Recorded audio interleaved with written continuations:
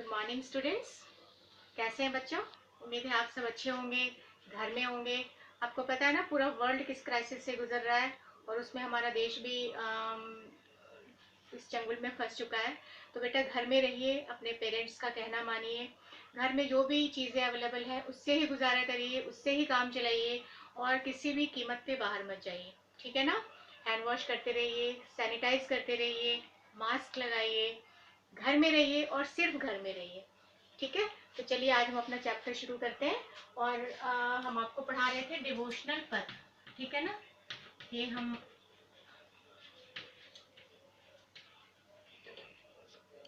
हाँ जी, तो डिवोशनल पद हम पढ़ रहे थे और इसके अंतर्गत मैंने आपको भक्तिज्म और सूफिज्म बताया था। तो भक्तिज्म तो बता दिया था, अभी सूफिज्म हमारा चल रहा था। तो इसके अंदर सेंट्रल एशिया के 3 सूफी संतों को मैंने बताया था, ठीक है। ये थे गजाली, रूमी और सादी, ठीक है। अभी इंडिया में भी देखिए बहुत सारे सूफी संत हुए हैं, हमारे देश में भी बहुत सारे सूफी संत हुए हैं, ठीक है। सूफी सेंट्स ऑफ इंडिया। बेटा कॉपी और पेन जरूर निकाल लीजिएगा और ये सब नोट करके रहिएगा। सूफी सेंट ऑफ इंडिया, बहुत सारे प्रमुख सूफी संत हुए हैं भारत में, जो पूरे वर्ल्ड में फेमस हैं। जो इस्लामिक कंट्रीज हैं वहां पर ये बहुत ज्यादा फेमस हैं और इनके दरगाह पर आज भी लोग, हजारों लाखों लोग जो है वो दर्शन करने आते हैं, मत्था टेकने आते हैं। तो इसमें जो सबसे पहले हैं हमारे ये है निजामुद्दीन औलिया, आपने नाम सुना होगा, निजामुद्दीन औलिया दिल्ली के। इनका दरगाह दिल्ली में ही है, पुरानी दिल्ली में। अभी चर्चा में भी था ये निजामुद्दीन, यहाँ पे बहुत सारे आपको पता है कोरोना से पीड़ित लोग पाए गए। निजामुद्दीन औलिया ये दिल्ली में, ठीक है। उसके बाद है कुतुब उद्दीन बख्तियार काकी,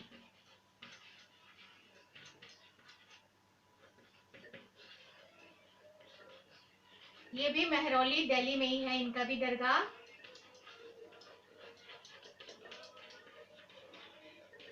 उसके बाद है सलीम चिश्ती का दरगाह, बहुत ही फेमस है सलीम चिश्ती, ये आगरा में।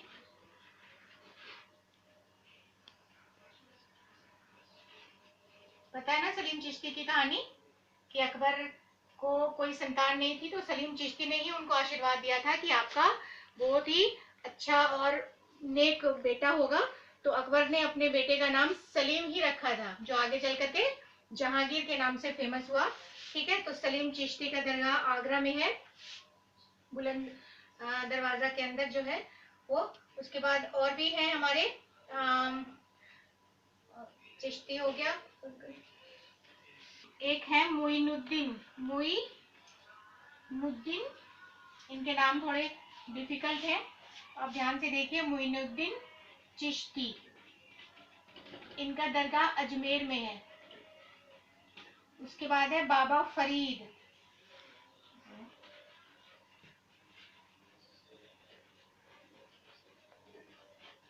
जो पंजाब के थे, ठीक है। खत्म हो गया। बाबा फरीद पंजाब के, ठीक है। तो ये सारे मैं पढ़ देती हूँ। जो सूफी संत हुए भारत के, निजामुद्दीन औलिया दिल्ली के, कुतुबुद्दीन बख्तियार काकी मेहरौली, ये भी दिल्ली, सलीम चिश्ती आगरा, मोइनुद्दीन चिश्ती अजमेर, बाबा फरीद पंजाब। एक और है, उनका नाम मैं भी आपको बता रही हूँ, ये है हमारे बंदा नवाज, एक और बहुत ही बड़े सूफी संत हुए हैं, इनका नाम था बंदा नवाज, गुलबर्गा के। कहाँ पर है गुलबर्गा? कर्नाटका में, ये साउथ के, ठीक है। तो इन सब ने भारत में सूफीवाद को बहुत ज्यादा फैलाया, सूफीवाद का विस्तार किया। सूफीज्म के अंदर जो भी प्रिंसिपल्स थे, जो भी सिद्धांत थे, उन सबको पूरे भारत में फैलाया, लोगों को बताया, सूफीवाद के नियम बताए, सूफीवाद पर चलने को प्रेरित किया।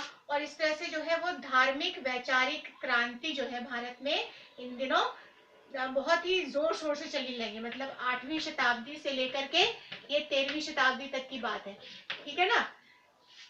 इन दिनों भारत में ये चल रहा था, डिवोशनल क्रांति हो रही थी, ये मूवमेंट्स चल रहे थे, भक्ति मूवमेंट और सूफी मूवमेंट। और सूफी मूवमेंट के अंदर ये सारे इनके सेंट्स थे, इनके संत थे, जो भारत में अपने सूफीज्म को, अपने सूफीवाद को फैलाने का काम कर रहे थे। और आज भी इनके दरगाह पर बहुत सारे लोग जो हैं वो हर साल मत्था टेकने जाते हैं। इनके जन्मदिन को सेलिब्रेट किया जाता है, कभी उर्स होता है, कभी मेला लगता है। तो इस तरह से इनको आज भी याद किया जाता है इनकी बातों के लिए, ठीक है।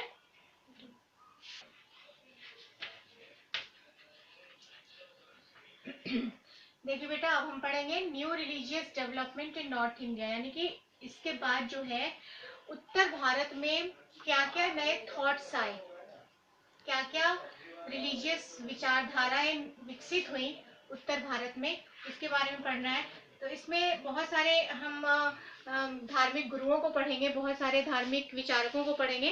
तो सबसे पहले देखते हैं मीराबाई के बारे में, ठीक है ना। नाम सुना है ना आपने मीराबाई का? बहुत बड़ी ग्रेट डिवोटी ऑफ कृष्णा थी ये, ठीक है ना। Great devotee of Lord Krishna, ये जो थी कृष्ण की बहुत बड़ी भक्त थी। ग्रेट अल्वर्सन, ठीक है, वैष्णविज्म को मानने वाली, ये वैष्णव थी, बिलीव्ड इन वैष्णविज्म।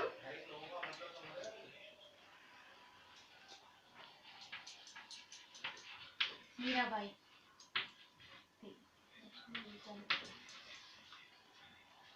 ठीक है। एक राजकुमारी थी, राजस्थान की राजपुताना फैमिली से बिलोंग करती थी, एक राजकुमारी थी। और बचपन से ही कृष्ण की बहुत बड़ी भक्त थी। इनकी शादी जो है वो मेवाड़ के राजकुमार से हुई, राजा भोज से, ठीक है।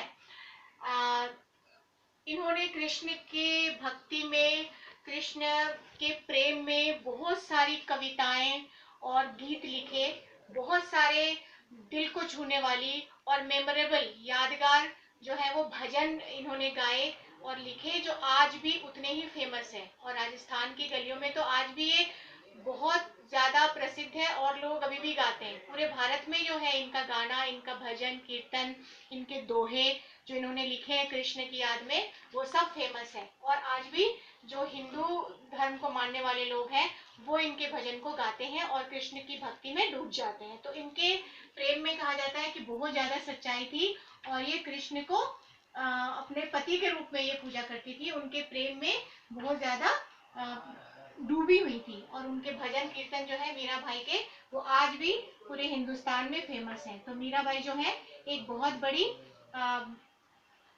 संत थी, भक्ति संत थी, उत्तर भारत की कह लीजिए, जो कि कृष्ण की भक्त थी, कृष्ण की पूजा किया करती थी।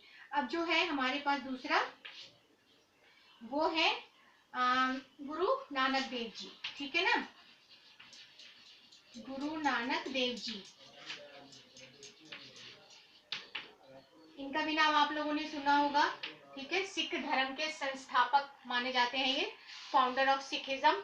इनको हम फाउंडर ऑफ सिखिज्म बोल के नाम से फेमस है ये, फाउंडर ऑफ सिखिज्म। सिख धर्म के प्रवक्ता थे ये, सिख धर्म को शुरू करने वाले हमारे गुरु नानक देव जी ही थे, ठीक है ना। इनका जन्म हुआ था लाहौर के तलवंडी नाम के स्थान पे, लाहौर में ये जन्म लिए थे। तलवंडी नाम का एक गांव था, नानकपुरा, वहां पर इनका जन्म हुआ था, ठीक है ना।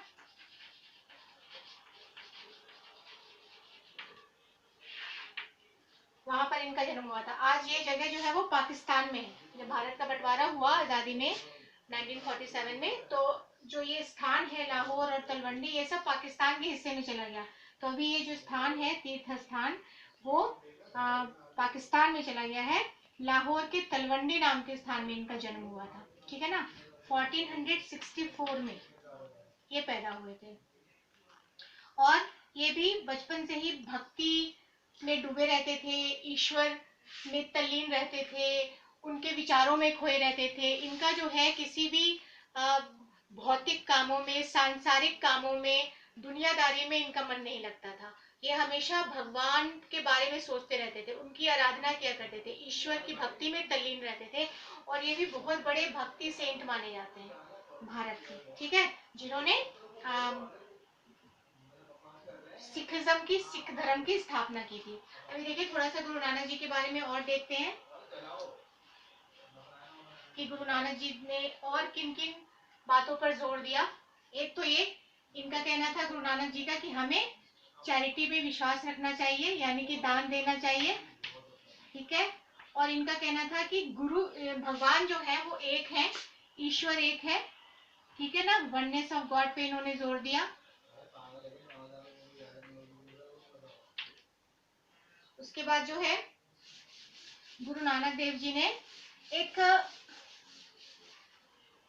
जो कम्युनिटी किचन चलाई इन्होंने, मतलब एक सामूहिक रसोई की इन्होंने शुरुआत की, कम्युनिटी किचन जिसको हम कहते हैं।